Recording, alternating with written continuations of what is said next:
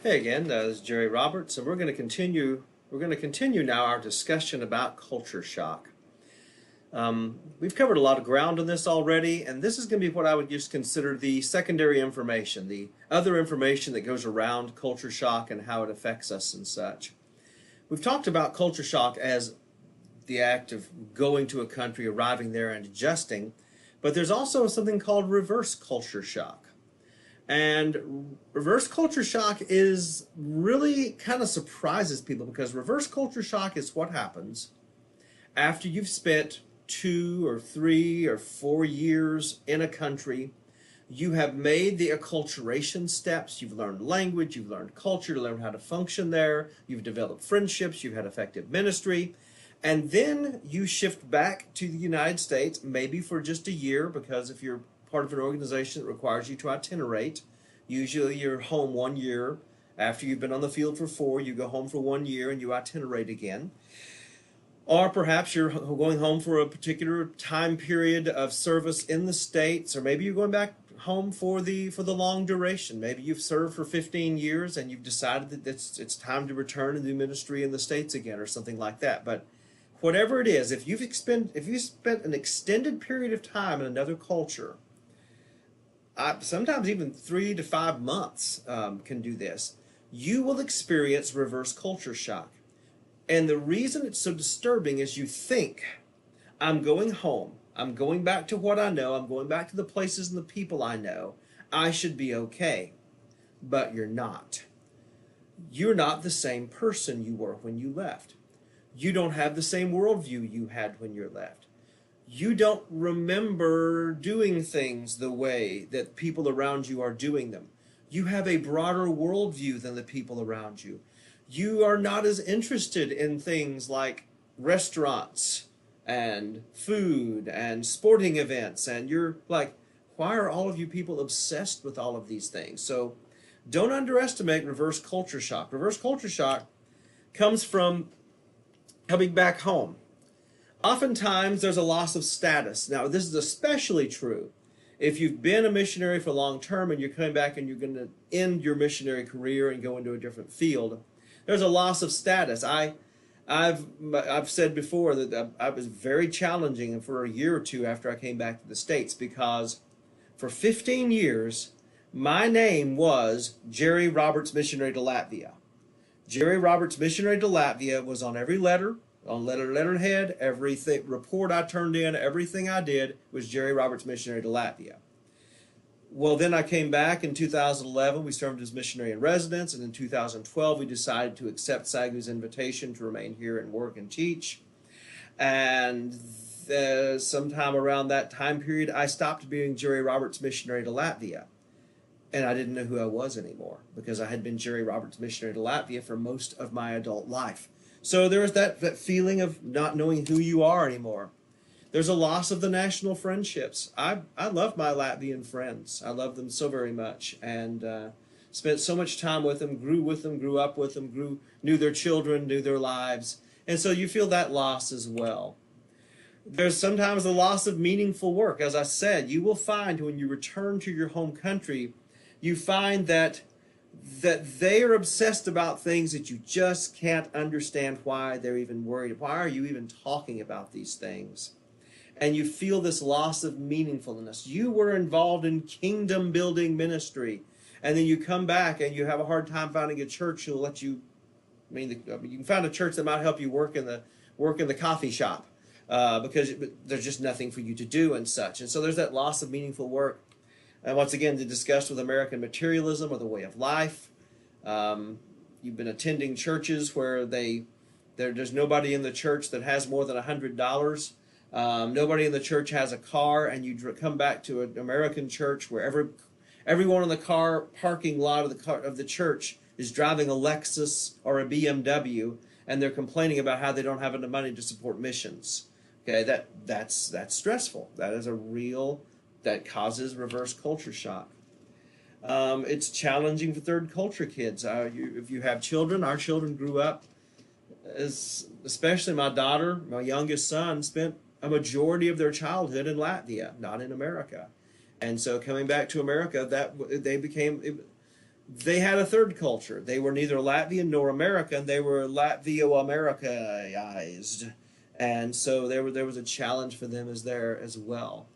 So, and once again, sometimes there's not as much funding for housing and such. You've been living in missionary housing, and you come home and all of a sudden you got to find a house and such. And so it's wise to be thinking about those type of things even while you're serving as a missionary career. But the biggest thing, the most important thing here, reverse culture shock is real. And reverse culture shock is really unexpected because you think you should be able to come home and be fine. Sometimes there's an inability to cope with modern methods. I'm teaching now. Here I am doing this class using PowerPoint, using a recording software, using digital means to communicate with you, using Blackboard. And understand my first 12 years of teaching took place at Latvia Bible Institute, where we had a chalkboard, not a whiteboard, a chalkboard, and we had an overhead projector. That was our technology. I came back here and I was expected to start teaching with all these technologies, and I'm like going, where's the chalkboard? I know how to operate a chalkboard. I don't know how to operate the rest of this stuff. So there's that challenge as well. So like I said, don't underestimate reverse culture shock, and don't be shocked when it happens to you. So one of the other issues that sometimes we deal with is the issue of letdown during our first term. I'm just going to go ahead and put up all these notes real quick, because here's the deal. While we're itinerating and while we're going on trying to raise money, we have to tell a story about what we're going to do. That story is not false. That story is the vision that God has put on our heart. That story is the expectation of what we want to accomplish. We have to tell this story of what we're going to get done. And sometimes we start believing our own press and start believing that, yes, our goal is to see no more human trafficking victims who don't have a place to land and don't have a place to learn about Jesus when they get free. Our goal is to have all 50 new pastors trained to pastor all the new churches that are being planted in this country. Our goal is some really big goal that we have.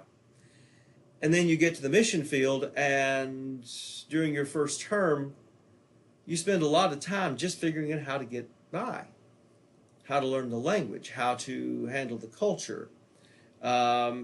Forget starting a center for trafficked victims.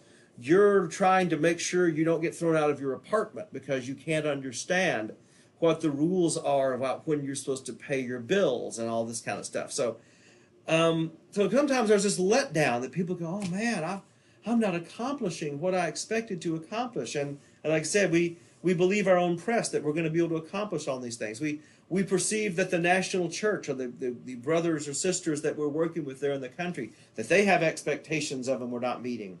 We are supporting churches are wondering, well, why haven't they started this or that yet? They said they were going to start this thing. Why has it not happened yet? And even some of our colleagues, we say, wow, they're already doing so much. And we forget they're in their second term. They're in their third term. They are already beyond all this initial acculturation process, and they're able to function freely and able to do things. And so be careful about having this experience of this letdown. There are some more reasonable expectations that you could have for your first term. And here's the deal. If you will have these expectations for your first term of service, you'll be fine, because your reasonable expectations are to get a good foundation in the language, make satisfactory adjustments to the culture.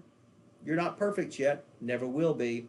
You never will reach the point that you function as well in that culture as you do in your home culture. You started learning your home culture when you were born. Unless you can be born again, using it as a physical term, not a spiritual term, into that culture and start over as a baby, you're never going to do it. But making satisfactory adjustments to the culture.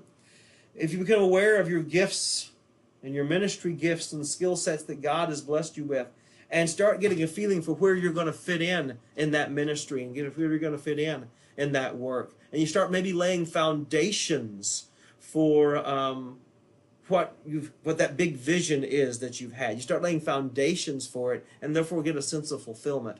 If you can do that in your first term, be happy. Be content with that. Don't be walking around feeling let down because you didn't accomplish everything you thought you could accomplish. The truth is, you will accomplish those things if you're diligent. You will accomplish those things if you continue to be faithful. You will I've talked about it before. It was so weird because we were there 3 years and 10 months, nearly 4 years the first time. And I felt like I spun my wheels most of the time. I came back to the beginning of my second term, and literally in the first year of my second term, accomplished more than I did the first 4 years. You know why? Because when I got back, I spoke the language. I knew the culture. I had friendships and relationships. I didn't have to figure out how to pay my bills. I knew how to do that. I knew how to work and act and react and interact in that culture. And so I was able to go ahead and do things that if I hadn't done, and here's the deal. I worked hard in my first term. I learned the language. I learned culture. I started developing friendships. I did all those things. I laid those foundations. So in my second term, I did 100 times. I accomplished 100 times more tasks, 100 times more goals that you could put a check mark by in my second term than I did in my first term. But if I hadn't done the necessary groundwork laying, foundation laying work in my first term, I wouldn't have been able to do that in my second term. So just understand that. Don't overestimate what you can do in a year, but don't underestimate what you can do in 10 years. You might, in 10 years, do everything you said you were going to do in itineration the first time. Within 10 years, you may do that. But you can't do it in 3, because the first 3 are going to be just learning, just figuring stuff out. But don't worry about that. By year 4, year 5, year 6, you're going to be able to do more than you've ever thought you were able to do before. There are some sources of stress as you adjust, and we've talked about some of these, but just wanted to bring in a few more auxiliary things to talk about how it is to adjust. Here's the issue of loneliness, being apart from family, being apart from friends, being separated. And here, I just want to encourage you again. I think I've done it before, but I want to encourage you again. Don't try to satiate your loneliness with social media. Don't try to cover over the loneliness that you feel by escaping into American movies, American culture, American, Twitter, Instagram, whatever it is, whatever it will be in 5 years when you're watching this video. Do not escape from there. Use the loneliness as a time to grow, as a time to develop, as a time to study language, as a time to grow closer to God, as a time to push out and form friendships with those around you, within your culture. It's stressful, but it's a tool to be used. Learning a new language and culture, we've already talked about. Those are stressful activities. They are stretching you all the time. This is one we haven't really discussed before, but this is one of the realities of adjusting culturally, is experiencing life as a rich person among the poor. Now, many of you, I would say a lot of us who are a part of Pentecostal missions, Assemblies of God, many of us grow up somewhere between upper middle class and lower middle class, maybe in the lower area, maybe upper area of poor, from American standards. And so we consider ourselves already to be in a lower, because we know rich people. We know we know people that've got 17-room houses and 9 cars and 2 swimming pools and tennis courts. We know what rich people look like. Man, we're certainly not rich. Every person in America, with the exception of maybe a few homeless people, some of the homeless people still fit. Every person in America fits within the top 5 to 8% of the world's population as far as wealth is concerned. The poorest person in America who is functioning as an American. As I said, I can't really count for homeless people, drug addicts, things like that. That's a different reality. But the lowest level person who is just barely getting by on a fixed government income, living in government houses, is wealthy compared to most of the rest of the world. When you leave America and you go to live in another country, with a very few exceptions, okay, if you're going to Austria, Germany, Switzerland, or Sweden, maybe you'd be right there with them. But for most of the rest of the world, you will be a rich person living among the poor. You will have access to finances and money that they can't imagine. I remember one time I had $5,000 in my coat, and it was because I'd received the money for the months. We were receiving financial support for the Bible Institute from supporting churches, and I had to pick it up in cash. And I was staying there with a group of 4 Latvian people, and I knew that $5,000 in my coat was equal to all their yearly salaries together. If you took all their yearly salaries together, I had more money in my coat pocket than they made together for a year. So there's a stress involved in that when you become aware that most people have less than you do. There's the stress of medical facilities and the stress of not feeling safe medically. I've used to joke about it, and my Latvian friends would tell you the same thing, especially back in the 90s and the early 2000s. If you're sick, don't go to the doctor. You're better off figuring it out at home. Go to the doctor if you break your leg because you have to do something, but if otherwise, just don't. Just don't go. The medical facilities are less safe. I had my Latvian friends tell me terrible stories about things that they'd experienced in the medical facility. So, like I said, you got these stressors going on, but here's the thing I want to kind of wrap up with this. When you're facing these stresses, there's a few things you need to remember. First, remember that the Bible is full of stories of people who experienced moments of depression. The story of Job, my goodness, Job, he's a fantastic, all the things he said about not understanding and confused and lost and sad and my soul is weighed down from on high. You know, David, you read some of, people always say, oh, read the Psalms, they're so encouraging. It's like, no, they're not. Half of the Psalms are depressing. Oh God, how long will you hide yourself from me? Oh God, feel like I can feel all of my bones and all of my joints. Oh God, why have you turned your back upon me, and things like that. Jesus said in the Garden of Gethsemane that his soul was weighed down. Peter, man, he became so despondent that he turned on Jesus. Paul, you read, especially in 2 Timothy, man, he was going through some real hard times. These people that we honor as great men of faith, saints, and our Savior went through times when they experienced depression, experienced that weighed down of their spirit. So do not ever judge yourself for that. Do not ever question your spirituality when you're facing these things. And don't be afraid to talk to God about it. It might be a good thing to go through some of those psalms. They're called the imprecatory psalms. The psalms when David is going, God, you said you love me and I don't hear from you. You're hiding. Where are you? Are you going to leave me alone forever? I know I've sinned, but are you going to turn your back on me and leave me? Okay? Don't be afraid to talk to God about it. On the physical aspect of it, seek rest and recreation. Sleep deprivation and workaholism is devastating for anyone.